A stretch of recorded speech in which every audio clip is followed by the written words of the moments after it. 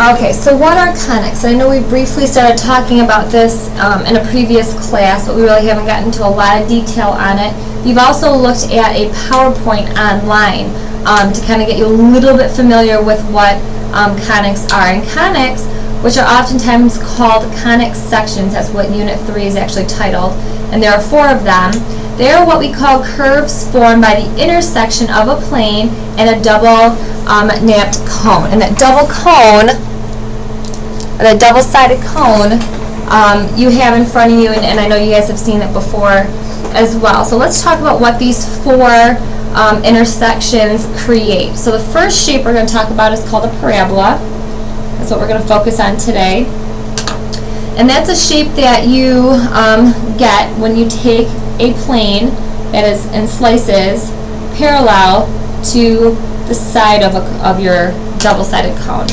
And that's the shape you get right here.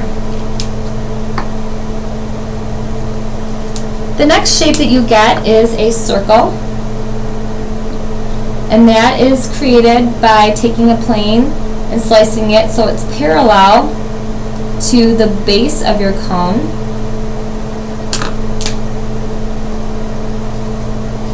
It's your circle. This was your parabola.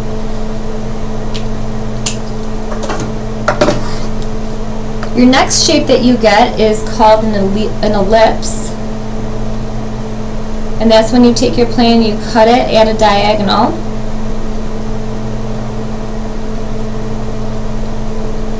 And that's what gives you this oblong shape. And the last of the 4 is called a hyperbola.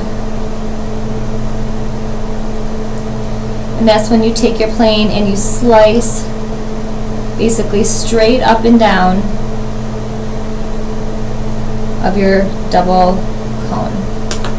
And that's when you get these guys. It kind of looks like 2 parabolas. It's called a hyperbola.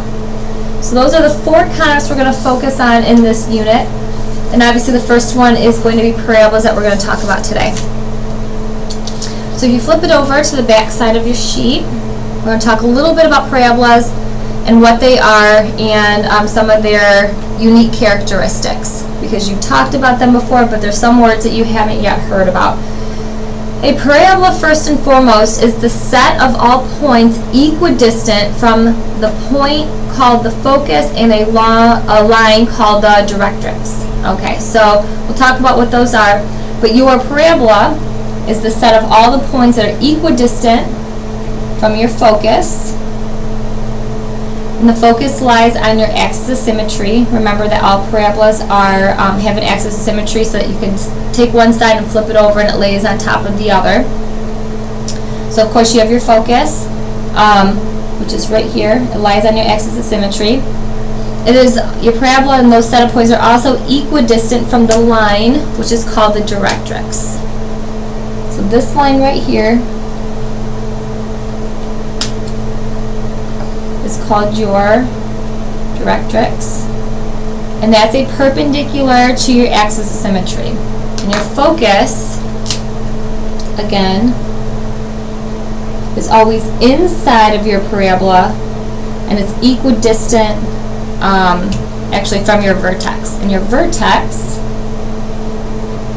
lies halfway between the focus and the directrix. So your vertex is always in the middle, and it's equidistant from your focus, and it's also equidistant from your directrix. Okay, so those are some new vocab words.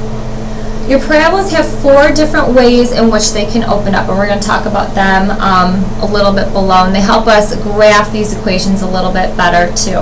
But your parabola, so there's 4 ways that we can look at this. The equation of a parabola opening up or down, so opening up or down, is given to you, especially when your vertex is at 0, 0. So your vertex is at 0, 0, which we all know is your origin.